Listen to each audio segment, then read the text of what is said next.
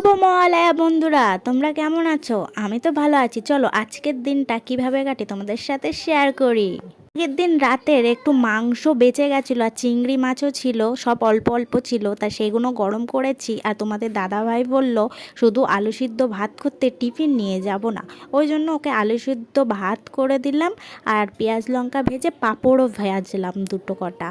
আর তোমরা বলো তো এটা কি পাতা? এটা হচ্ছে কুলেখাড়ার পাতা। দেখো অনেকে না থেতো করে খায়, কেউ আস্তই চিবিয়ে খেয়ে নেয়, কিন্তু তোমরা এইভাবে রাঁধলে অবশ্যই তোমাদের খেতে খুব ভালো লাগবে। অল্প পরিমাণে একটু জল দিয়ে তাতে নুন দিয়ে ফুটিয়ে লাভিয়ে নিয়ে অনেকটা চায়ের কালারের মতো হবে।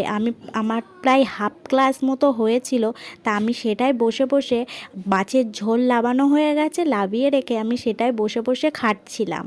আর হ্যাঁ, আজকের মহালয়ার সকালটা আমার এইভাবেই কাটলো। আর তোমরা আমার চ্যানেলটা সাবস্ক্রাইব করো। বা